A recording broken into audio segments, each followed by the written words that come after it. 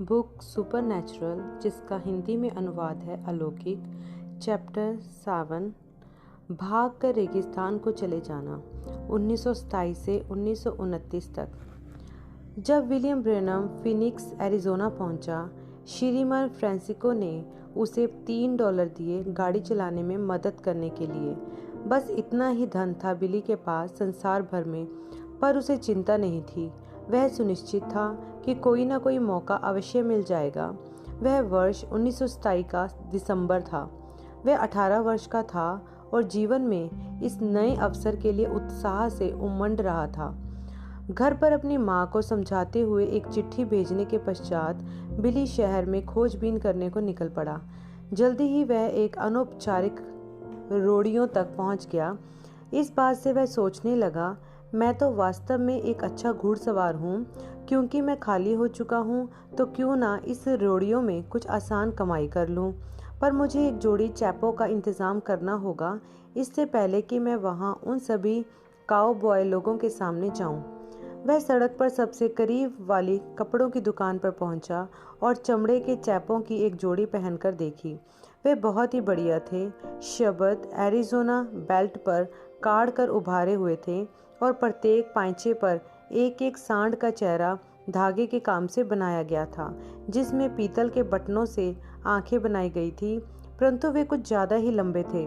चमड़े के पांचे जमीन पर रगड़ रहे थे। बिली ने खुद को दर्पण में देखा और सोचा, मैं एक छोटे चूजे जैसा लग रहा हूँ जिस पर पंख और फुज्जियाँ की ज़्यादा है। दुकान के कर्मचारी ने कहा, यह जोड़ी $25 की है श्रीमान। बिली खुश हुआ कि उसको वापस रख देने का बहाना मिल गया। मेरे पास तो केवल $3 मात्र धन है। कर्मचारी ने सलाह दी, आपके लिए अच्छा होगा कि लेवी की एक जीन्स लेकर समझौता कर लें। बिली ने लेविस की एक जोड़ी खरीदी और एक काउबॉय टोपी पर रोडियो में वापस लौट आया। एक बाड़े के ऊपर कमान जैसे टांगों बिगड़ी हुई सी काया वाले काउबॉय लोगों की एक पंक्ति बैठी थी, जो ऐसे लगते थे जैसे मवेशियों को चराने वाले कुछ दौरों और कुछ सीमा हदों के युद्धों से होकर आए हों। बिली ने सोचा, यही तो है जहाँ का मैं हूँ। वह उस बाड़ पर चढ़कर उनके साथ बैठ गया। उसके आसपास हर कोई उत्तेजित होकर बातों में लगा था। बिली ठीक तभी पहुंचा था जब एक बड़ा जाना माना घुड़सवार एक बड़े ही कुख्यात जंगली घोड़े पर चढ़ा हुआ था। घोड़े को कुछ ही दूर एक खाने में बंद करके रखा हुआ था। बिली ने उस लंबी टांगों वाले घुड़सवार को काठी पर आकर कूदते देखा और उसने सोचा, यदि यह बंदा उस घोड़े पर सवारी नहीं कर सका तो मैं करूँगा। जिस क्षण फाटक झटके से खुला, उस घोड़े ने फुकार मारी और अपने बाड़े खाने में से बाहर कूदा, चारों पैरों के हवा में होते हुए। जब वह जमीन पर आया, वह फिर से उछला, अपने शरीर को मरोड़ते हुए और पीछे के पैरों में दुलती भी मारते हुए। सब कुछ एक साथ। वह सवार काठी पर से पोहाल के काग भगोड़े जैसे उड़ते हुए हड्डियों का चूरा बना डालने वाली पटक के साथ आ गिरा और पशु बाड़े के बीचों बीच स्थिर पड़ा रह गया। उसकी नाक से खून बहने लगा था, जबकि पकड़ने वाले व्यक्ति ने घोड़े को पकड़ा और वापस खाने में पहुंचा दिया। बाकियों ने उस बेहोश काउबॉय को एक एम्बुलेंस में लादा और ले गए। एक आदमी धीरे धीरे सवारी करता हुआ उस बाड़ के पास आया जहां बिली उन चमड़ा पहने हुए काउबॉय लोगों के पास बैठा था। उसने बोला, मैं $50 दूंगा किसी भी आदमी को जो लगातार बढ़ती जा रही मैं $50 दूंगा किसी भी आदमी को जो उस घोड़े पर 30 सेकंड बना रह जाए। वह आदमी हर काउबॉय की आंख में आंख डालकर देखता और अपना प्रस्ताव दोहराता। किसी ने भी उसका प्रस्ताव ग्रहण नहीं किया। फिर वह आदमी बिली के सामने रुक गया और पूछा, क्या तुम एक घुड़सवार हो? नहीं श्रीमान, बिली झेपते हुए बोला। बिली को मवेशियों की एक रैंच पर काम मिल गया, एक छोटे से कस्बे विकनबर्ग के पास, जो फिनिक्स के उत्तर पश्चिम में था। उसकी घुड़सवारी का हुनर बहुत शीघ्रता से बेहतर होता चला गया, जब तक कि वह अपने हिस्से का रैंच का काम भी खुद ही करने लगा। एक असली काउबॉय, ठीक जैसा उसने स्वप्न देखा था कि वह होगा। चराई मैदान की सुंदरता उसकी दूर की कल्पना से भी कहीं आगे की थी। उसके चारों ओर पथरीले पहाड़ चराई के मैदानों से निकलकर ऊपर तक सिर उठाए खड़े थे। बड़े बड़े सैगुआरों, कैक्टस रेगिस्तानी मैदानों में और दर्रों की ढालनुमा दीवारों पर जगह जगह उगे हुए थे।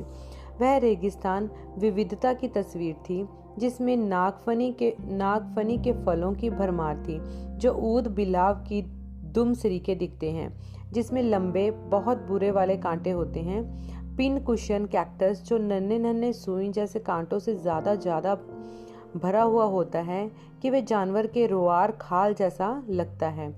बैरल कैक्टस, जो एक पीपे ड्रम जैसा लगता है, जिस पर कांटेदार धारियां सी हों, और कद में छोटे झाड़ीनुमा पेड़ जो पालों वर्द के अपने स्पैनी नाम के द्वारा जाने जाते हैं, जिसका अर्थ होता है हरी छड़। वहाँ छलावेदार सा वन्य जीवन भी उसे मंत्र मुग्ध कर देता था। गिला मांस्टर, साइड वाइडर, रेंटल सर्प, कैंगरू चूहा और हैविलिना सुअर, यह सब कुछ इतना मनमोहक था। ओयो नदी की घाटी के जंगलों से कितना भिन्न। और यह सोचकर कि यहाँ है वह इन सभी चीज़ों के मध्य एक घोड़े पर सवार चराई के मैदानों की धूल उड़ा रहा है, काउबॉय लोगों और लंबे सींग वाले मवेशियों को हाँकने वालों के संग काम करते हुए। यह है जिंदगी, इससे बढ़िया क्या हो सकता है। उसे ऐसा महसूस होता था जैसे वह उन्हीं रोमानी पश्चिमी फिल्मों में से किसी एक में घुस गया हो, जिन्हें वह तब देखा करता था जब वह लड़का ही था। लेकिन रैंच के काम के 1.5 साल में ही सिद्धता का भ्रम दूर होने लगा। जैसे जैसे 1929 की गर्मियां आती जा रही थी, बिली की असंतुष्टि लगातार बढ़ती जा रही थी। कई बार उसने सोचने की कोशिश की कि गड़बड़ी समस्या क्या है। वह तो रेगिस्तानी इलाके में आया था शांति और तृप्ति खोजने के लिए, परंतु किसी तरह से शांति और तृप्ति उसे चकमा देकर निकल जा रही थी। वह खुश नहीं था, पूरी तरह तो नहीं ही था। अभी भी कुछ था जिसकी उसकी जिंदगी में कमी थी, लेकिन क्या? अंततः समय आया शरद ऋतु में मवेशियों को घेर कर वापस लाने का। प्रत्येक गर्मी के दौरान कई सारे स्थानीय रेंचर थे जो अपनी मवेशियों को उन्हीं चराइयों में पहाड़ों पर ऊंचाई पर चराते थे, जहां पर ऊंचे ऊंचे देवदार के पेड़ों के बीच घनी घास उगा करती थी। हर एक शरद ऋतु में वे एक साथ मिल के काम करते थे, बिखरे हुए मवेशियों को घेर कर इकट्ठा करते थे, झुंड के रूप में उन्हें इकट्ठा करके लाते थे, फिर उन्हें उनके चिन्हों के अनुसार अलग अलग करते थे।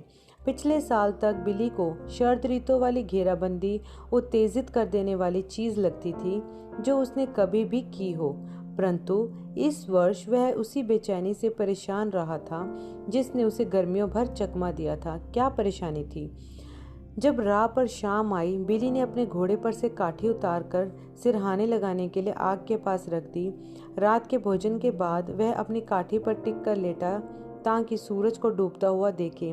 पर्वतों के पीछे तीव्र नारंगी, गुलाबी और लाल किरणें आकाश में बिखरते हुए एक पुराने टेक्सास वासी स्लिम ने अपने गिटार के सुरों को सुव्यवस्थित किया।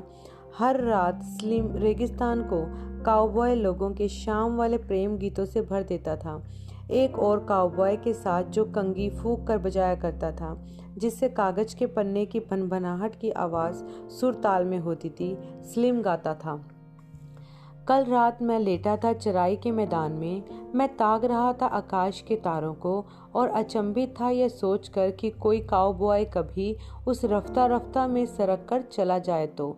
एक सड़क है उस तेजों में खुशी से भरे इलाकों के लिए और वहाँ की राह पतली है कहते हैं वे, पर चौड़ी है वह जो ले जाती है नाश को। इससे चिन्हित और रोशन है पूरा रास्ता। वे बात करते हैं एक और बड़े मालिक की, और वह कभी ज्यादा भरा हुआ नहीं कहते हैं वे। वह हमेशा जगह बनाता है पापी के लिए जो चले उस सीधी पतली राह पर। कहते हैं वे कि वह तुम्हें कभी नहीं त्यागेगा और हर काम और निगाह को वह है जानता। सुरक्षा उसी में है कि हम चिन्हित हो जाएं, अपना नाम उसकी बही खाती की पुस्तक में पाएं। क्योंकि वे कहते हैं कि एक बड़ी घेराबंदी होवेगी जब काउबॉय लोग बछड़ों की मानिंद खड़े होंगे, न्याय के सवारों के द्वारा चिन्हित होने को, जो जाने और पहचाने प्रत्येक किस्म को। मैं सोचूं कि मैं भटका हुआ एक युवा घोड़ा होऊंगा, बस एक मनुष्य मृत्यु का सा जो दंड पाया होगा। मैं भी शामिल होऊंगा उन देहातियों के झुंड में जब घुड़सवारों का मालिक आएगा वहां पर। बिली को समझ में आ गया था कि उस प्रेम गीत का मतलब क्या था। भटकते युवा घोड़े में मवेशी थे जिन पर कोई चिन्ह नहीं था, जिनका मांस सूप का गोश्त बनना था। और उस महान मालिक के विषय में क्या, जिसके पास उसकी बही खाते की पुस्तक है। बिली अचंभित था कि वही कहीं तो नहीं था जो उसे परेशान किए हुए था। क्या उसका संबंध खुदा से था? स्लिम ने एक और धुन बजाना शुरू कर दिया, इस बार चर्च का एक पुराना भजन। क्रूस ही के पास जहाँ मेरा मुंजी मरा, गुनाहों से शुद्धि को मैंने पुकारा, वहीं मेरे दिल पर लहू लग गया, उसकी हो तारीफ। इस धीमी धीमी देर तक चलती संगीत लहरी को सुनते हुए बिली को अपने हृदय में एक स्पष्ट दर्द महसूस हो रहा था।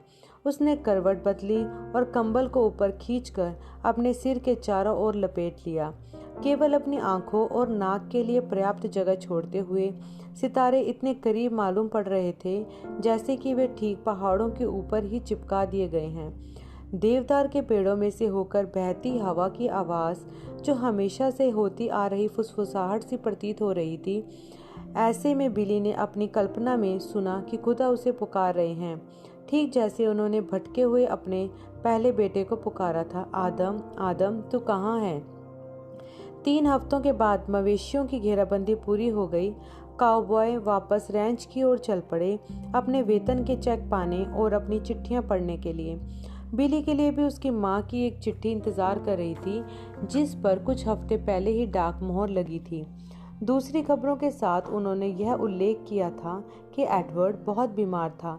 बिली ने इसे हल्के में ही लिया, यह सोचते हुए कि उसके भाई को ठंड लग गई है या मौसमी बुखार हो गया होगा।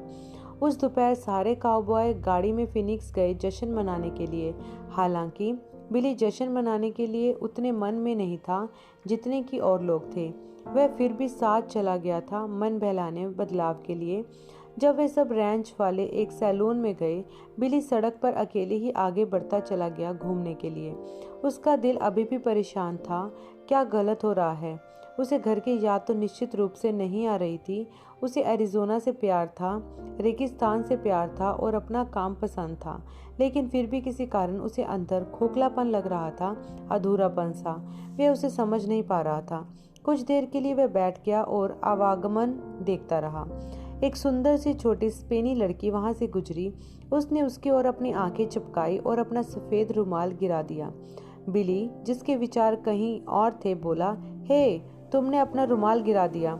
लड़की ने उसे उठाया और चलती चली गई। बिली को सड़क पर दूर से एक संगीत की आवाज़ सुनाई देने लगी।